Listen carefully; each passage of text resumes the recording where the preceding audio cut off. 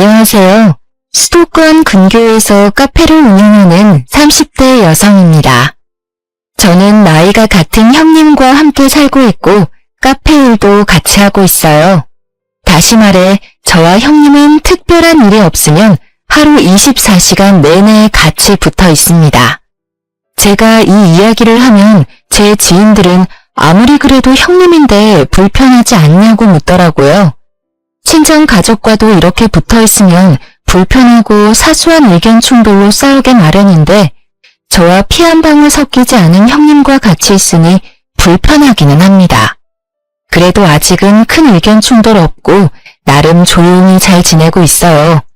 사실 저와 형님은 얼마 전까지만 해도 연을 끊느니 마느니 할 정도로 사이가 정말 안 좋았습니다. 그런데 지금은 하루 24시간을 싸우지도 않고 같이 있다니 조금 의아하시죠? 저와 형님이 이렇게 된 이야기 들려드릴게요. 저와 형님은 고등학교 동창이고 제 남편은 저보다 2살 적은 연하남이에요. 처음에는 몰랐는데 상견례 자리에서 제 남편의 누나가 고등학교 동창임을 알았습니다. 우리는 고등학교 때 그다지 친하지는 않은 사이였지만 내심 동창이니 좀 편한 시댁이 되지 않을까 하는 기대를 했어요. 저희 부모님도 그랬고요. 그러나 저의 시집살이는 절대 평탄하지 않았습니다.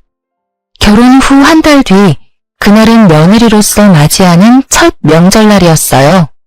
저는 첫 명절이니 잘 보이고 싶은 마음에 한복을 곱게 차려입고 시댁에 찾아갔습니다.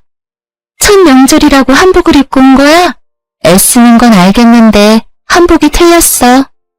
한복이 틀렸다니 무슨 소리야? 야, 이주희, 말 똑바로 못해? 나랑 너랑 고등학교 때는 친구였어도 지금은 내가 너 형님이야. 존댓말 써야지 어디서 지금 반말을 찍찍 뱉어대? 미진이 말이 맞아.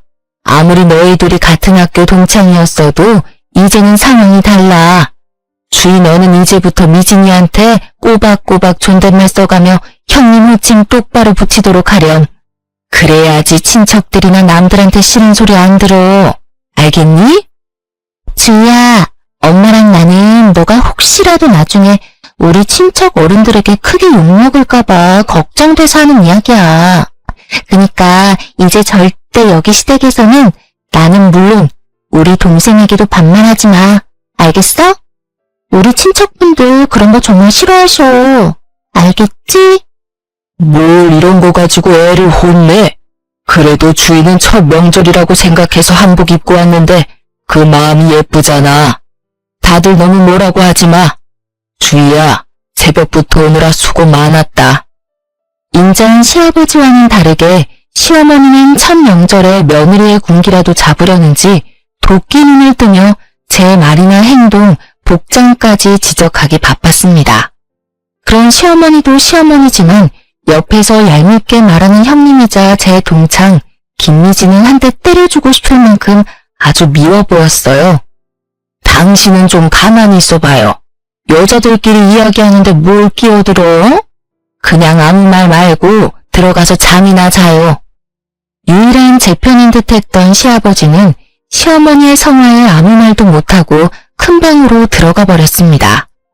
남편은 잠깐 주차장에 짐 가지러 간다더니 함흥 차서였고 저는 그저 이 상황이 너무 불편했어요. 지금 할 음식이 얼마나 많은데 불편하게 한복을 다 입고 와? 게다가 한복도 그게 뭐니? 너는 누기 혼상도 몰라? 갓 결혼한 사람은 녹색 저고리에 붉은 치마를 입어야 한다는 거. 그래, 맞아. 한복을 입으려면 제대로 입고 와야지. 네 한복만 보면 새색시가 아니라 무슨 파티장 가는 사람인 줄 알겠어. 아, 맞다. 너 고등학교만 졸업했지? 그래서 모기 홍상이라는 단어도 모르겠네. 얼른 옷이나 편한 옷으로 갈아입고 와.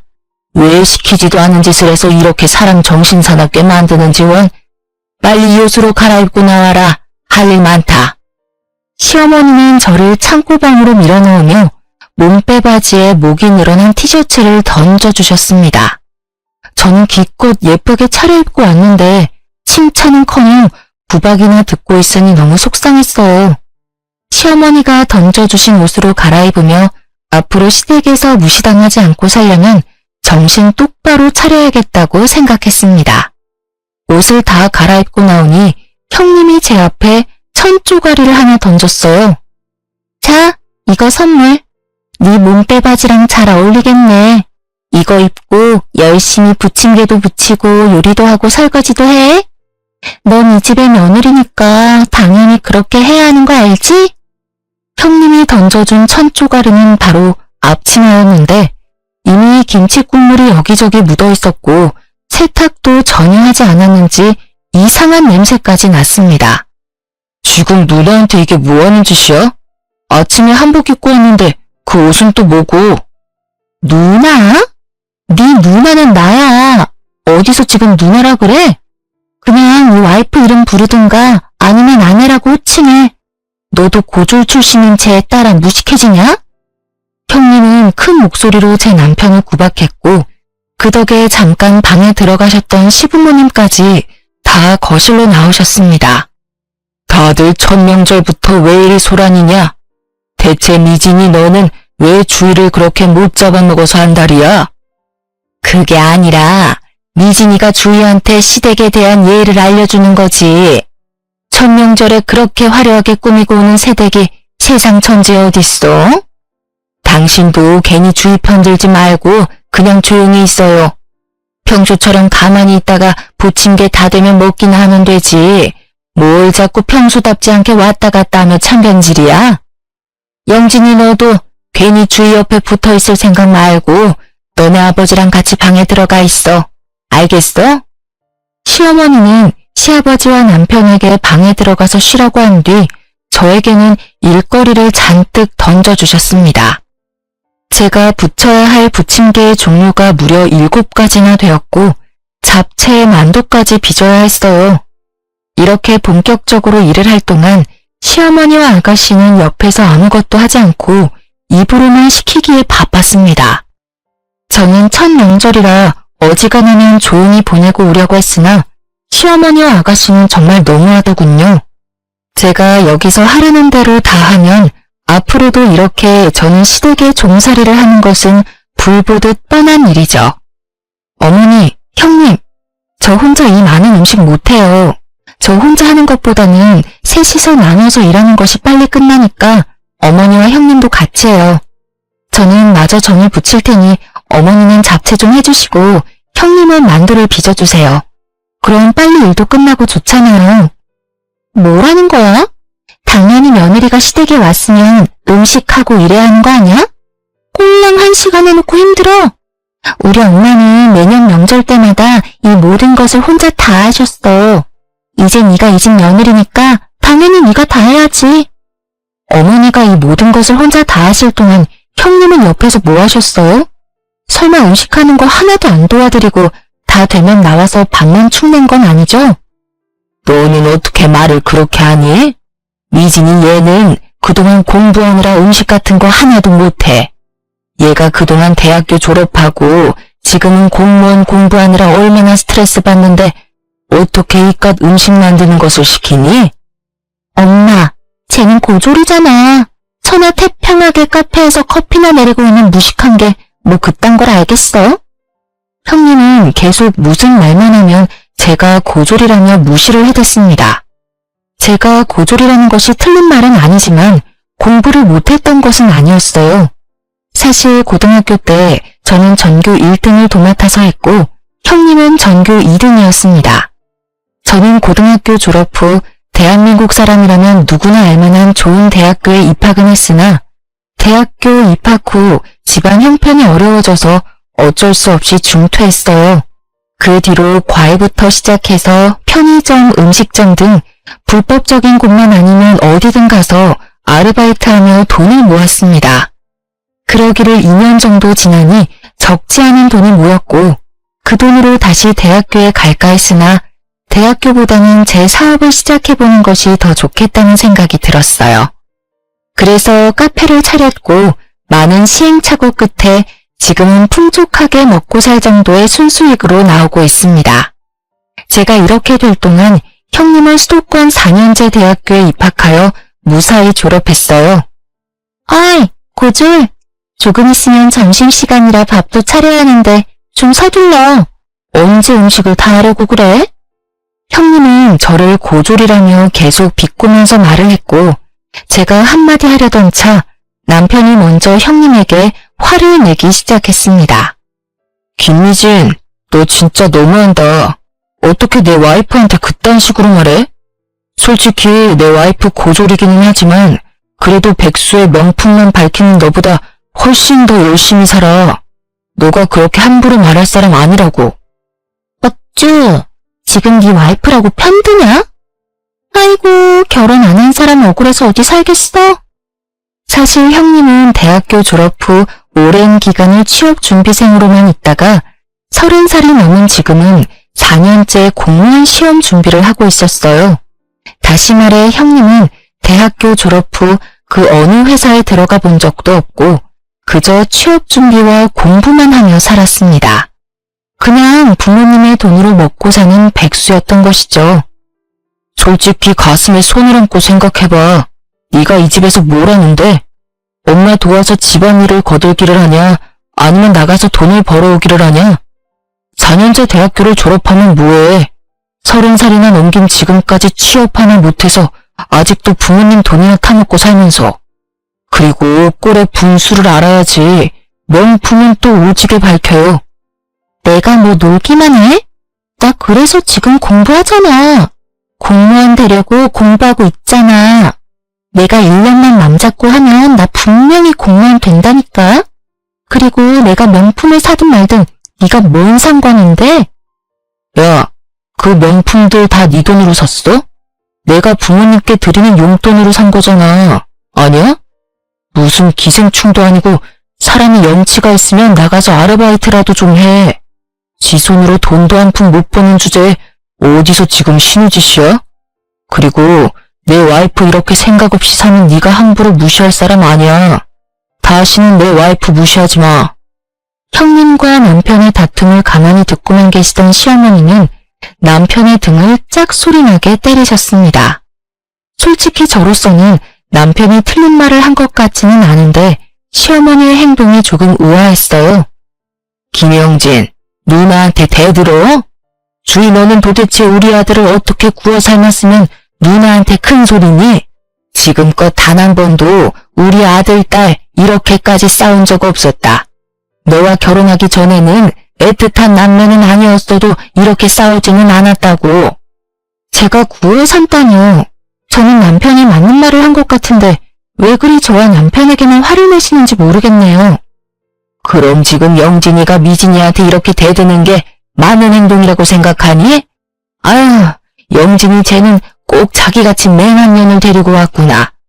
어릴 때도 공부를 지지리도 못하더니 커서도 저렇게 지 고집만 부리고 다녀요. 아유, 속 터져.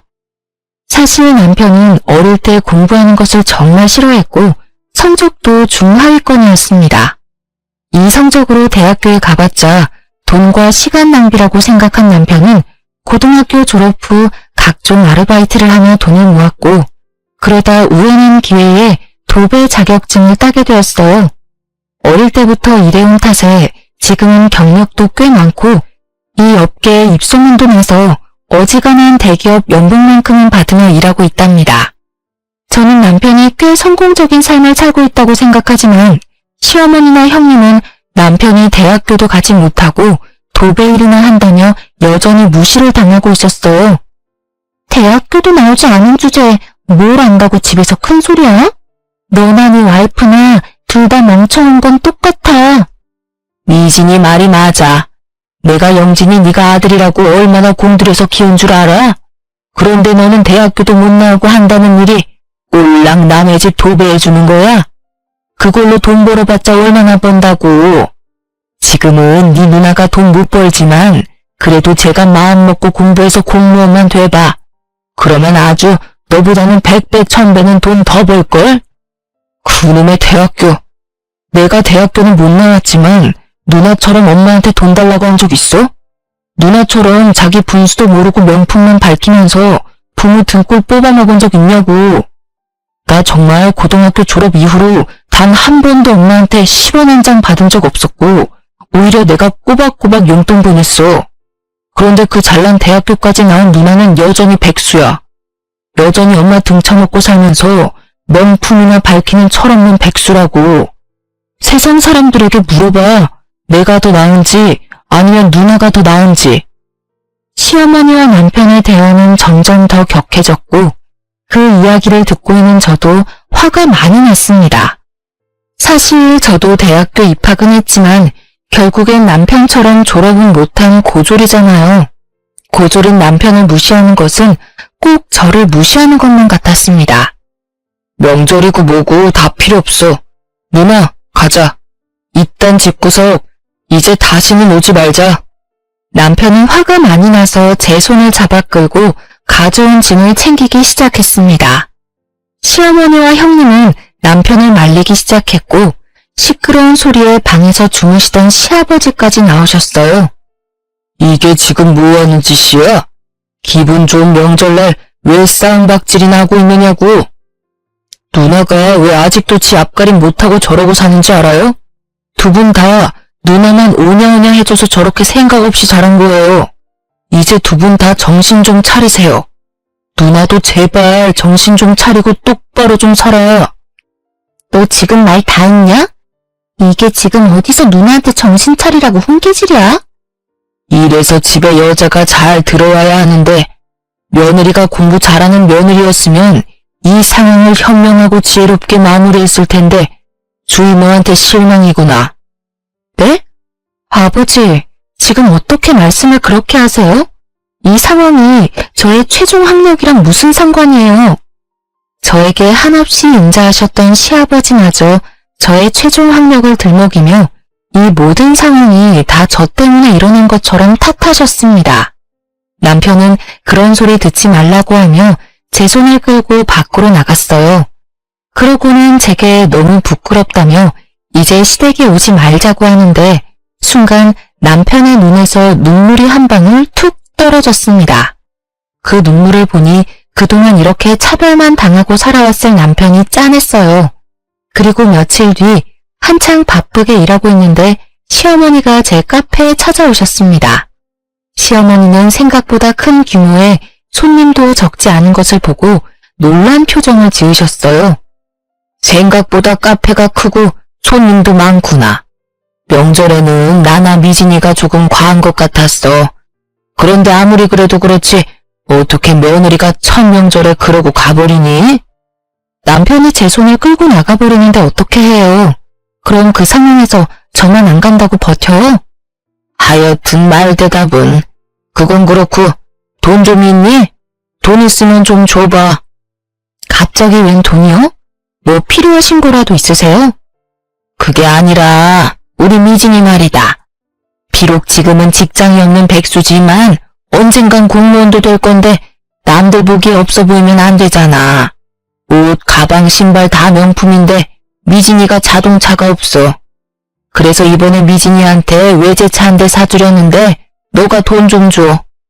시어머니는 당당하게 형님이 자동차를 사야 하니 돈 좀 달라고 하셨습니다.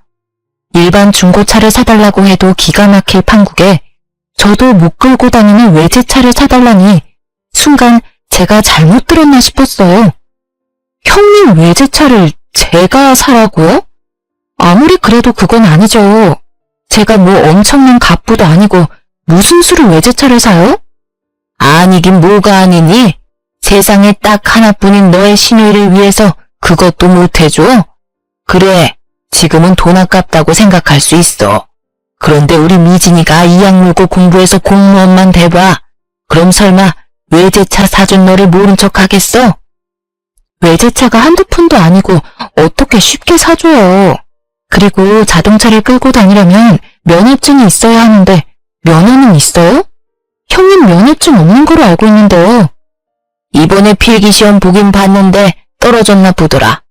그래도 고등학교 때 전교 2등까지 한 아이니 다음엔 붙겠지. 아직 운전면허증도 없으면서 무슨 외제차예요. 그리고 저는 형님이 면허증이 있어도 그 돈 절대 못 보태요. 솔직히 우리 집 형편 너도 잘 알잖아. 우리 집에서 미진이한테 그래도 외제차 사줄 능력 되는 사람 너랑 영진이 뿐이야. 무조건 안 된다고만 하지 말고 좀 긍정적으로 생각해봐. 사람이 어쩜 그렇게 비관적이야? 대학을 안 다녀서 그런가? 아무튼 너가 돈 보태주는 걸로 알고 난 이만 가보마. 사실 시댁은 형편이 넉넉하지가 않았습니다. 시아버지는 중소기업에서 이사님 직급으로 계시고 시어머니는 결혼 후 평생을 전업주부로만 사셨어요. 그런데 요새 경기가 좋지 않다 보니 시아버지의 월급이 제때 나오지 않은 상황이었고 그래서 시댁의 형편은 안 그래도 좋지 않은데 더 어려워졌습니다. 저와 남편은 그나마 잘 벌어서 조금씩 생활비를 보태주고는 있으나 아무리 그래도 형님 외제차를 사달라고 하시는 어머니의 말씀은 도무지 제 상식으로는 이해가 가지 않았어요. 그렇게 시어머니는 제 속을 뒤집어 놓고 나가셨고 저는 생각할수록 어이가 없어서 그저 냉수만 들이켜고 있었습니다. 그러고 있는데 카페에 제 고등학교 동창인 수진이와 민희가 놀러왔어요. 이 친구들은 둘 다 결혼해서 어린 아이들을 키우며 살고 있고 한 달에 한 번꼴로 제 카페에 찾아와 꼬박꼬박 매상을 올려주고 있습니다. 친구인이 돈을 받지 않겠다고 해도 이런 돈은 반드시 다 받아야 한다며 기어이 1원 한 푼도 빼놓지 않고 다 계산하고 가는 고마운 친구들이랍니다. 저는 마침 손님이 없어서 수진이와 민희와 함께 수다를 떨다가 명절 이야기가 나왔어요. 주인은 이번 첫 명절 어땠어? 미진이가 잘해줘? 말도 마. 아주 말끝마다 고졸이라면 나를 무시하는데 화가 너무 나더라. 걔가 널 무시해? 하긴 걔가 고등학교 때 전교 2등이어서 전교 1등인 너를 무지 싫어했잖아. 그래서 신우짓이라도 하고 싶었나 보네. 그런데 걔는 뭐하고 살아? 결혼은 했어? 아니면 회사 다니나? 대학교 졸업하고 지금까지 취업 못하고 부모님께 용돈 받아서 생활하고 있어. 당연히 결혼도 못했고. 지금은 공무원 시험 준비한답시고 놀고 있는 것 같더라. 보니까 부모님께 돈 받아서 명품만 엄청 사나 봐. 나이 30 먹고도 부모님께 용돈 받는 사람이 있다니 여러모로 대단하네. 시어머니는 어떠셔? 시어머니도 완전히 김미진 편이지. 사실 조금 전에 시어머니 왔다 가셨는데 나한테 세상에 딱 하나뿐인 신우의 외제차를 사달란다. 나도 못 끌고 다니는 외제차를 내가 사줘야 하는 거니? 네가 왜 미진이 걔 차를 사줘? 게다가 외제차? 외제차가 네 집 걔 이름도 아니고 그걸 어떻게 사줘? 정말 너무하시네. 근데 웃긴 건 우리 형님 말이다. 운전면허도 없어. 심지어 이번에 면허 필기 시험에서 뚝 떨어졌어. 우리 셋은 한참을 신나게 이야기하고 있는데 갑자기 민희가 옆을 보며 당황하는 표정을 지었습니다. 민희의 시선을 따라가 보니 거기에는 형님이 화가 잔뜩 난 표정으로 저를 두리번거리며 찾고 있었어요. 그러다 형님과 제가 눈이 마주쳤고 형님은 바로 저한테 다가왔습니다. 야, 너 우리 엄마한테 내 차 못 사준다고 했다며? 이진이 오랜만이다. 잘 지냈어? 기둥 뒤에 가려져서 못 봤네. 너희 셋은 아직도 연락하며 지내? 나야 뭐 그럭저럭 잘 지내지 뭐. 온 김에 우리 커피나 한잔 하자. 그래도 우리 다들 고등학교 동창인데 커피 한 잔은 할 수 있지? 수진이와 민희는 형님을 자리에 앉혔고 저는 갑자기 단체 손님이 와서 더는 함께 할 수 없었습니다. 손님에게 커피와 디저트를 다 건네고 다시 수진이 민희에게 갔을 때는 뭔가 분위기가 묘하게 이상했어요. 수진이와 민희의 표정은 신났고 형님은 그 사이에서 표정이 일그러져 있었습니다. 내가 웃긴 얘기 하나 해줄게. 남편 회사에 34살인데 신입으로 들어온 여직원이 하나 있거든? 그때까지 뭐 했냐고 물으니까 글쎄 공무원 시험 준비하다 안 돼서 회사에 취업했다는 거 있지? 근데 들어보니까 좋은 대학교를 졸업한 것 같은데 계속 취업도 안 하고 공무원 시험 준비하며 부모님 등골이나 빼먹고 산 것 같더라고. 근데 집이 잘 사는 것도 아닌데 명품은 발끝까지 휘감고 다니더라. 지 주조를 알아야 되는데 또 꿀의 자존심은 높아서 부모님한테 외제차 사달라고 졸랐다 하더라고. 어머, 나이가 30살이 넘었는데도 아직도 정신을 못 차렸네. 일은 잘해? 그런 사람이 일을 잘하겠니? 이번에 회사에 외근이 많아지면서 회사에서도 운전면허 따라고 했는데 필기 시험도 떨어졌다더라. 자기 말로는 대한민국 인류대학을 나왔다는데 필기 시험을 떨어진 게 말이 되니? 그냥 생각 자체가 없는 사람인가 보다. 그 나이 먹도록 아직도 부모님 돈으로 살고 싶을까? 나라면 적어도 편의점 아르바이트라도 하면서 내 생활비는 벌었을 거야. 어머, 근데 미진아, 어디 아파? 표정이 왜 이렇게 안 좋아? 얼굴은 또 왜 이렇게 빨개? 열이라도 나나? 아니, 그냥 나 먼저 간다. 형님은 후다닥 나가버리고 그 모습을 본 수진이와 미니는 배꼽을 잡고 웃었습니다. 들어보니까 제가 손님 응대하느라 바쁜 동안 수진이와 미니가 계속 대화를 나누며 은근히 형님을 무시했나 보더라고요. 누가 들어도 형님 본인을 욕하는데 또 대놓고 자신의 욕을 한 것도 아니니 화를 낼 수도 없고 그 자리에 있자니 화는 나고 뭘 어찌하지를 못하다가 결국 뛰쳐나가버린 것이죠. 그날은 금요일이라 그런지 손님들이 정말 많았고 정신이 하나도 없던 와중 형님에게 전화가 왔어요. 화장실 갈 새도 없이 바빴던 터라 형님의 전화도 당연히 받을 수 없었고 그렇게 마감까지 아주 바쁘게 보냈습니다. 그리고 퇴근 후 남편과 간단히 맥주 한 잔을 한 후 잘 준비를 하는데 밖에서 누가 우리 집 문을 3개 두드리더라고요. 문을 열어보니 형님이었는데 술을 얼마나 먹었는지 제정신이 아니었습니다. 야, 네가 뭔데 감히 친구들한테 내 욕을 해? 아까 수진이랑 미니 말이야. 어떻게 걔네들이 내 이야기를 다 알아? 무슨 소리세요? 수진이랑 미니가 뭘 어쨌는데요? 걔들 남편인가 하는 사람이 다니는 회사 여직원 이야기. 내 이야기 아니냐고. 네? 저는 전혀 모르겠는데요. 발뺌하는 거 봐. 좋은 대학교 졸업하고 취업 안 하고 공무원 준비하면서 부모님 등골 빼먹는 이야기. 운전면허 떨어지고 외제차 사달라고 한 것까지 다 내 이야기잖아. 나랑 나이도 같고 말이야. 내가 바본 줄 알아? 그 회사에 형님 같은 사람이 또 있나 보죠 뭐. 세상에 나랑 똑같은 사람이 또 어딨어? 그게 말이 돼? 잘 알긴 하네.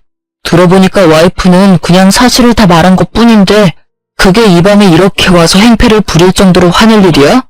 술 취했으면 집에 가서 곱게 잠이나 자. 여기서 주정 부리지 말고.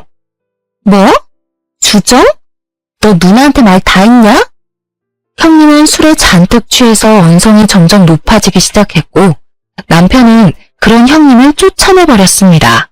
내심 형님이 술에 많이 취해서 혼자 길 가다가 무슨 일을 당할까 걱정되긴 했는데 남편은 술에 아무리 취했어도 항상 집은 알아서 잘 찾아갔다고 하며 걱정하지 말라고 했어요.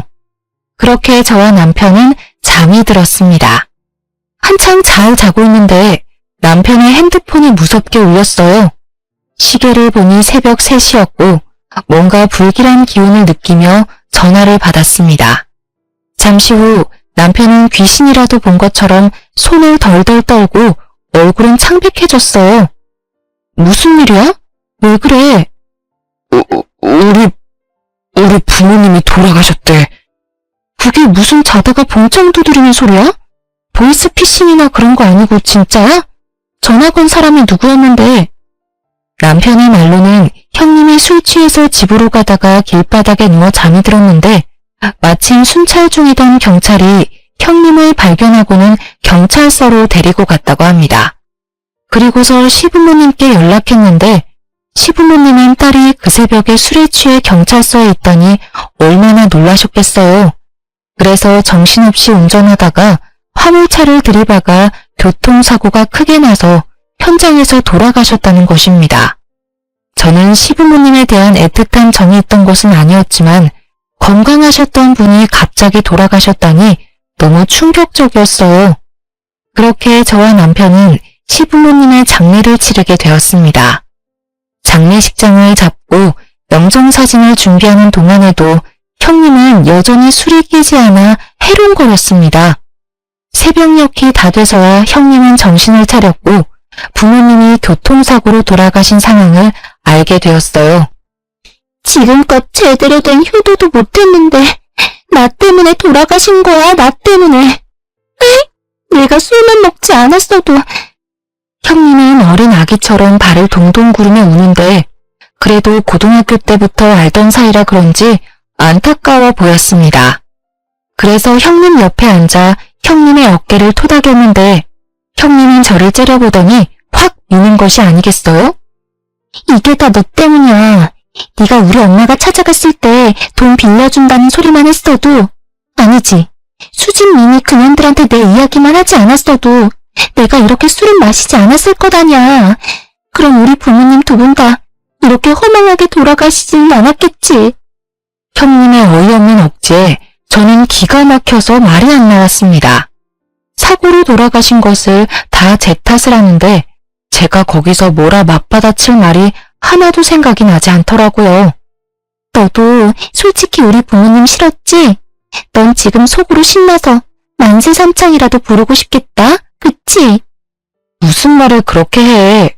내가 형님이라고 대접해주니까 웃음냐? 둘 다 그만해. 여기 부모님 장례식장이야. 싸움터 아니라고. 싸우더라도 장례식 다 끝나고 싸워. 울부짖음에 가까운 남편의 말에 저와 형님의 대화는 중단되었습니다. 그 뒤로도 형님은 제게 자기 부모님을 죽인 년이라며 끔찍한 원수를 보듯이 저를 흘겨보았어요. 남편은 형님의 그런 모습을 보면서도 아무런 말도 하지 않았습니다. 그저 부모를 잃은 상실감과 깊은 슬픔에 빠져 주변 상황 따위는 전혀 보이지 않는 듯 했어요. 저는 그런 남편을 따라 형님이 제게 어떤 소리를 하든 철저히 못 들은 척하며 손님맞이를 했습니다. 형님은 그런 제가 더 얄미워 보였는지 더 큰 소리로 제 욕을 해대기 시작했지만 저나 남편이나 그런 형님을 무시했어요. 그렇게 슬프기도 화가 나기도 한 장례식을 무사히 마치고 집에 돌아가려는데 형님이 저를 붙잡았습니다. 야, 인사 안 해? 부모님 돌아가셨으니까 이 집의 가장 윗사람은 나야. 이제 내 말 깍듯이 잘 들으라고. 그런데 넌 참 뻔뻔하다. 엄밀히 말하면 우리 부모님 죽인 사람이 바로 넌데 무슨 낯짝으로 끝까지 장례식장에 있어? 도대체 내가 왜 니네 부모님을 죽인 사람인데? 내가 진짜 장례식 하는 동안 참고 또 참았는데 이제 더는 못 참겠다. 네가 못 참으면 어쩔 건데. 그래봤자 넌 내 동생의 와이프, 즉 내 미치야. 알겠어? 그리고 시부모님 돌아가셨다고 바로 나한테 반말이냐? 야, 존댓말 똑바로 안 해? 형님은 저에게 매섭게 눈을 부라리며 제 뺨을 때렸습니다. 순간 장례식을 치르며 참고 참았던 제 화가 폭발하여 저도 형님의 뺨을 때렸어요. 지금 뭐하냐? 감히 네가 내 뺨을 때려? 미쳤어? 제정신이야? 왜? 너는 내 뺨 때려도 되고 난 네 뺨 때리면 안 되냐? 누나, 그만해. 내가 장례식 내내 지켜봤는데 이 인간은 그냥 사람이 아니야. 지금 부모님도 다 돌아가신 이 마당에 그동안 자기가 한 짓들을 후회해야지. 후회는커녕 왜 아무 잘못도 없는 남 탓을 해. 나 이제 친누나 없고 형제 하나도 없다고 생각하며 살 테니까 누나도 괜히 사람 같지도 않은 저 인간 때문에 스트레스 받지 마. 야, 니랑 전에는 이혼 도장 찍으면 남남이지만 너랑 나는 피가 섞인 남매야. 가족이라고. 그런데 어떻게 네가 그딴 식으로 말해? 가족도 가족다워야지. 네가 그러고도 인간이냐? 그렇게 부모님 등골 쭉쭉 빼먹고 항상 자기 탓은 안 하고 남 탓만 하고 살지. 어디 한번 계속 그렇게 기생충처럼 살아봐. 어디 얼마나 잘 먹고 잘 사나 내가 두고 볼게. 아니다. 그냥 알아서 잘 살아. 이제부터 우리는 남남이야. 알겠어? 이제 누나가 죽든 말든 신경 안 쓸 테니까 누나도 다시는 나한테 연락하지 마. 남편은 장례식 내내 참아왔던 분노를 터뜨리고는 다시는 보지 않겠다 다짐을 하고 집으로 돌아왔습니다. 그렇게 한 달 뒤 카페에서 일하고 있는데 형님이 제 카페에 찾아왔어요. 순간 장례식장에서의 일이 생각나 확 쫓아내버릴까도 생각했지만 무슨 말을 하러 왔나 궁금해서 일단 들어오라고 했습니다. 카페는 여전히 잘 되네. 내가 부탁을 좀 하나 하려고 하는데 요새 내가 취업 준비하느라 조금 바쁘거든? 네, 형님도 이제 공부해도 안 되는 공무원 말고 취업 준비하셔야죠. 잘 생각하셨어요. 말 얄밉게 하는 건 여전하네. 그런데 면접 보러 가려면 정장도 필요하고 어울리는 구두도 있어야 하는데 지금 돈이 없어. 사실 부모님이 주신 돈 다 써버렸거든. 부모님이 뭐 보험을 들어놨던 것도 아니고 말이야. 설마 그래서 제게 돈을 달라고 오신 건 아니죠? 나도 양심이 있고 염치가 있어. 난 뭘로 보고. 그냥 내가 정식으로 취업하기 전까지만 여기 카페에서 일하게 해줘. 상황을 보아하니 항상 돈을 주시던 시부모님이 돌아가시니 형님은 경제적으로 힘들었고 그래서 제게 도움을 요청하러 온 것 같았습니다. 그런데 형님의 표정은 여전히 당당했고 기고만장했어요.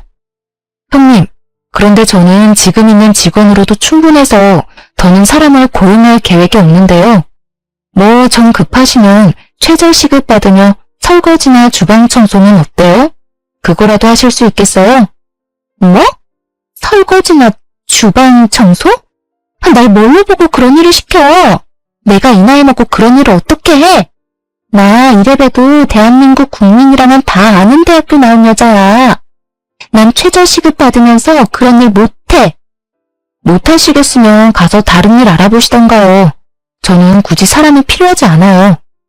형님은 씩씩대면서 카페를 나갔고 저는 그러든 말든 신경 쓰지 않았습니다. 그런데 다음날 형님이 다시 카페에 찾아왔습니다. 어제도 오셨는데 오늘은 또 무슨 일이세요? 어제 네가 그랬지? 설거지에 주방 청소 아르바이트 시켜줄 수 있다고. 뭐 여기서 돈 벌어봤자 코딱지만큼 이겠지만 그래도 한번 그 일이라도 해볼게. 요새 경기가 어려워져서 그런가 아르바이트 자리가 어쩜 이렇게 하나도 없는지. 당분간 그 일이나 좀 하지 뭐. 그래도 되지? 형님은 어제 계속 아르바이트를 구하려 했지만 생각보다 쉽지 않았는지 다시 제 카페에 찾아와 일을 해보겠다고 했습니다. 솔직히 형님이 못 믿어왔지만 그래도 고등학교 때부터 알던 사이였기에 속는 셈 치고 한번 일을 맡겨보기로 했어요. 그렇게 2시간이나 지났으려나요? 손님들은 밀어닥치는데 컵이며 접시가 하나도 없는 것입니다. 혹시나 하는 마음에 주방에 가보니 설거지를 하고 있어야 할 형님이 보이지 않았어요. 화장실에도 매장에도 그 어디에도 보이지 않아 형님에게 전화를 걸었습니다. 야, 나 몸살 난 것 같아. 설거지 못하겠어. 몸살? 고작 2시간 일하고 몸살? 하긴 나이 34살 먹도록 아르바이트 한번 제대로 해보지 않은 네가 뭘 할 수 있겠니? 솔직히 형님이 일을 잘할 것이라고는 애초에 기대도 하지 않았지만 그래도 저는 하루는 버틸 줄 알았습니다. 그런데 하루는커녕 고작 2시간 하고 도망을 갔다니 좀 어이가 없었어요. 고작 2시간이라니 내 생에 그렇게 힘든 일은 처음이다. 그리고 말이야 설거지하면서 생각해보니까 내가 이래봬도 대한민국에서 알아주는 4년제 대학교 나온 여자잖아. 그럼 내가 고작 최저시급 받으면서 설거지나 한다는 게 어디 말이 되니? 그래서 내가 관둔 거야. 내가 때려치운 거라고. 야, 내가 정말 너 고등학교 동창이기도 하고 너보다 사회생활을 더 많이 한 사람으로서 충고 한마디 하는데 인생 그따위로 살지 마. 야, 꼰대냐? 그깟 아르바이트 좀 더 많이 해봤다고 어디서 나를 가르치려고 그래? 내가 너보다 더 윗사람인 거 잊었어? 윗사람이면 윗사람처럼 행동해, 김미진. 이제 이 세상에 너의 어리광 받아주고 너가 필요할 때마다 돈 주시던 너의 부모님 안 계셔. 이 세상에 너를 쉽게 받아줄 사람 아무도 없다고. 너도 이제 정신 좀 차리고 똑바로 좀 살아. 알겠어? 야, 어디서 고졸 주제에 나를 가르치려 그래? 대학교 졸업장도 없는 주제에. 그깟 대학교 졸업장이 뭐가 그리 중요하다고. 뭐 있으면 없는 것보다는 낫겠지. 그런데 말이야, 지금 세상이 변했어. 너 생각처럼 명문대학교 졸업장이 너를 먹여 살려주는 그런 시대 이젠 아니라고. 정신 좀 차리고 현실을 제대로 봐. 알겠어? 내가 마음만 먹으면 대기업 어디든 다 갈 수 있어. 알아? 나중에 내가 대기업 취직하면 나한테 돈 달라는 소리나 하지 마. 그래, 제발 부탁이다. 제발 마음 좀 딱 먹고 대기업이든 중소기업이든 어디 회사 생활이나 한번 좀 해봐. 그래서 내 앞에서 한번 떵떵거려 보라고. 알았냐? 형님은 화를 잔뜩 내며 전화를 끊었고 그 뒤로 연락이 되지 않았습니다. 엄밀히 말하면 저나 남편이나 굳이 형님에게 연락하지 않았어요. 솔직히 남편도 그동안 고졸에 도배일이나 한다며 형님한테 하도 무시당하고 살아서 남편도 형님에 대한 애틋한 감정 따위는 없었거든요. 그 뒤로 석 달이 지났습니다. 카페는 여전히 잘 되고 있었고 특히 그날은 개업 이래로 최대의 매출을 찍은 날이라 뿌듯하고 즐거운 마음으로 가게를 정리하고 있었어요. 영업이 다 끝났는데 누군가가 거짓골로 가게 문을 열고 들어왔습니다. 자세히 보니 형님이었어요. 주희야, 제발 나 좀 살려줘. 너무 배도 고프고 당장 잠잘 곳도 없어. 형님은 저를 보더니 대뜸 무릎을 꿇으면서 엉엉 울기 시작했습니다. 무슨 일인가 싶어 사연을 들어보니 지난 3개월간 회사에 가기 위해 이력서를 많이 냈지만 단 한 번도 면접 보러 오라는 연락조차 받지 못했다고 해요. 아르바이트라도 해보려고 했지만 평생 일 한 번 제대로 해보지 않은 사람이 무엇을 할 수 있겠나요? 당연히 갈 때마다 혼만 잔뜩 나다 쫓겨났다고 합니다. 당장 먹고 살 방법이 없어져서 집도 다 팔고 부모님의 돈으로 샀던 명품 가방도 다 팔고 찜질방을 전전하며 살았다고 해요. 그래서 말인데 나 오늘 너네 집에 가서 자면 안 될까? 정말 이제는 밖에서 노숙해야 할 판이야. 아무것도 없다고.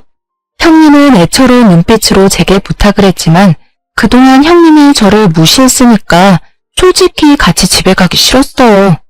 남편에게 전화해서 물어보니 남편 역시 절대 안 된다고 하더군요. 그런데 또 여자인데 밖에서 자라고 할 수는 없으니 그냥 가게에서 자라고 하고 왔습니다. 다음날 저는 카페에 출근해서 깜짝 놀랐어요. 솔직히 그동안 형님의 행적을 보았을 때 카페에 엉망진창이 되어 있을 것으로 생각했습니다.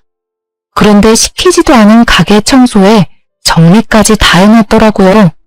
그 모습을 보니 형님이 아주 약간은 철이 든 것으로 보여서 속는 셈 치고 형님에게 설거지 좀 해달라고 했습니다. 설거지? 알았어. 내가 할게. 또 시킬 일 있으면 뭐든 말만 해. 나 열심히 일할게. 쫓아내지만 말아줘. 형님은 제 말이 떨어지기가 무섭게 주방으로 들어가 컵과 그릇에 광이 날 때까지 설거지를 열심히 했습니다. 그 뒤로도 가게의 온갖 구중일을 도맡아 했어요. 그리고 4개월이 지난 지금까지도 눈땡이 한번 부리지 않고 아주 열심히 일하고 있답니다. 지금은 달라진 형님과 함께 우리 집에서 같이 생활하고 있어요. 사실 불편하기는 하지만 그래도 형님이 집안일도 잘 도와주고 있습니다. 그동안 형님에 대한 안 좋은 기억만 가득한 저와 남편이지만 이제 마음의 벽을 허물고 서서히 형님을 가족으로 받아들여 보려고 해요. 저와 형님의 길고 긴 이야기는 여기까지입니다. 사실 여기에 이렇게 사연을 보내는 것이 형님의 욕을 쓰는 것 같아 조금 찔리기는 하지만 그래도 형님도 한번 우리 이야기 써보라고 해서 이렇게 글을 남겼어요. 마지막으로 여기에 제 동창이자 형님인 미진이에게 한마디 하고 싶네요. 미진아, 한동안은 내가 너를 오해했지만 그래도 이제는 평생 가족으로 함께 늙어가고 싶다. 우리 이제는 제발 싸우지 말고 행복하게 살자. 지금까지 저의 이야기 들어주셔서 감사합니다.